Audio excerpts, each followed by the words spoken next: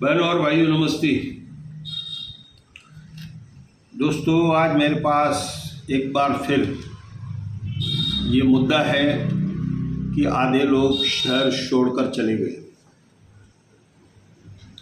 बड़ी तकलीफ वाली बात है। हमारे नेता जो अभी तक समझ नहीं पा रहे थे, अब उनको कुछ कुछ समझ आने लगी है कि उनके वोटर जा रहे हैं। अब जो यहाँ पर आधे लोग बचे हैं वो भी कई बाहर शहरों से आए हुए हैं। दोस्तों, सिर्फ समस्याएं इस शहर में रह गई है। बिना नेता के, बिना नगर सेवक के हमारा कोई काम नहीं होता है। हम बिजली कार्यालय चले जाएं, हम मनपा में चले जाएं, हम एसडीओ में चले जाएं, बहुत सारी जो सरकारी कार्यालय हैं वहाँ पर हमारी कोई सुनवाई नहीं है, कोई अच्छा अस्पताल नहीं है। पानी एक दिन छोड़ के आता है। आपने कहा था ब्लू लेन के बाद आपको 24 घंटे पानी मिलेगा। आप अमरनाथ में चले जाइए, कल्याण में चले जाइए, 24 घंटे पानी आता है। वो पानी कहाँ से आता है? बहुत सारी चीज़ें मुझे बताई जाती है, दुख होता है।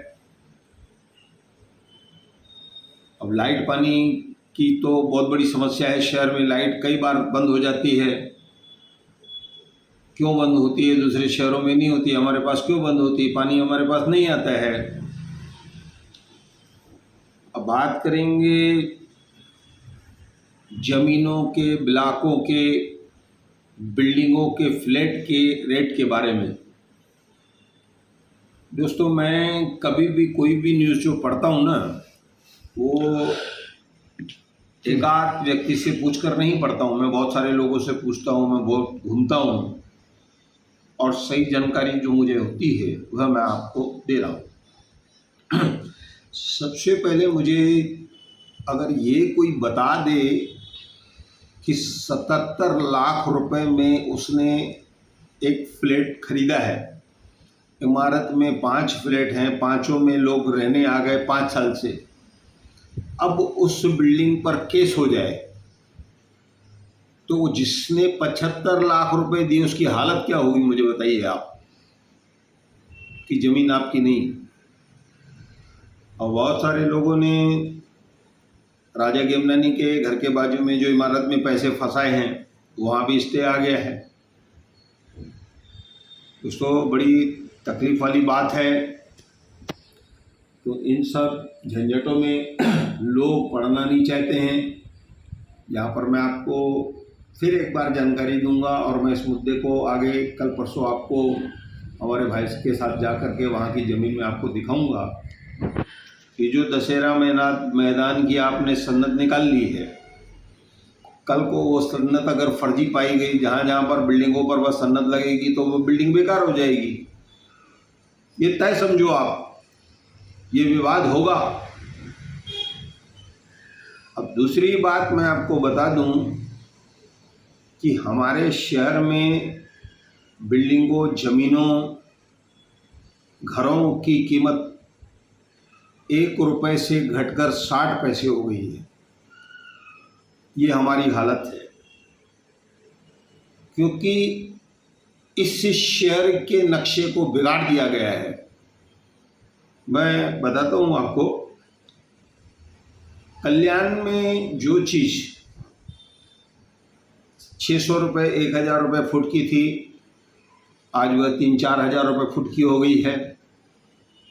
हमारे पास जो हाई लेवल थे वो नीचे आ गए, मैंने बताया 60 पैसे नीचे आ गए।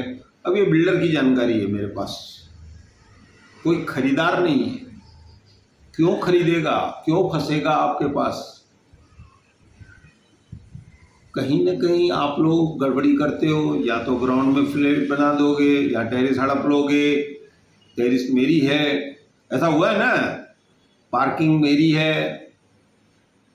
25 सेक्शन पर मुझे कुछ लोगों ने बताया कि भैया बिल्डर यहाँ बिल्डिंग बनाकर चला गया, कार यहाँ पर रखता है। हमने पूछा कि भाई आप कार यहाँ पर क्यों रखते हो? तो बोले क्या मैंने तुमको पार्किंग थोड़ी लिख के दी है, आपका पार्किंग हम दूसरों को बेचेंगे? आप किन शब्दों का इस्तेमाल कर रहे हैं? आप अमरनाथ जाते हैं, कल्याण जाते हैं, आपको बड़ी इज्जत बड़ा मान मिलता है, झूलेलाल चौक आपको मिलता है, अमरनाथ में चालिया साहब की मठ की विसर्जन होती है, बड़ी इज्जत समाज को मिलती है। क्या छोड़ा आप लोगों ने हमारे लिए? कोई आगे तो नहीं आ रहा है ना। जो आगे आएगा वो मार खाएगा। अजीब अजीब बातें इस शहर में पता चलती है। गुटखा बेच रहा है, गुटखा बेचने के लिए टपड़ी लगा दी जाती। ये शहर है कि गांव है? फिर उस घर पर हमला हो जाता है। ऐसी बहुत सारी चीज़ें इस शहर में जो चल रही है बड़ी बड़ी धोखादायक, बड़ी खतरनाक है। तो उसका नतीजा ये निकल रहा है कि बहुत सारे जो लोग हैं, इस शहर का जो नक्शा बिगाड़ दिया गया है उसके कारण से जाते जा रहे हैं।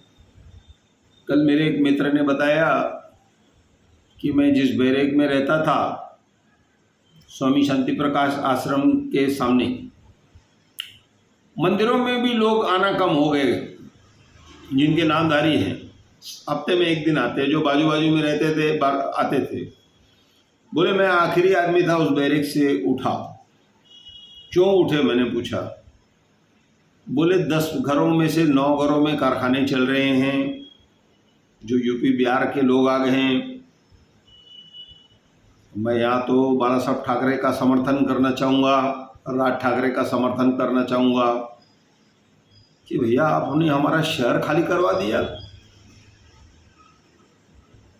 और बोले हमारे घर की तरफ निहारते जाते हैं। आपने बैरेक एक भी छोड़ी नहीं, सब खत्म कर दिया आपने। अब आपके वोट चले गए। अब ये जिनके पास वोट नहीं है वो यहाँ पर रह रहे हैं, वो वहाँ से आकर के तुमको वोट देंगे, ऐसा नहीं होगा। आपने उनके लिए कोई अच्छे बीज नहीं बोए हैं।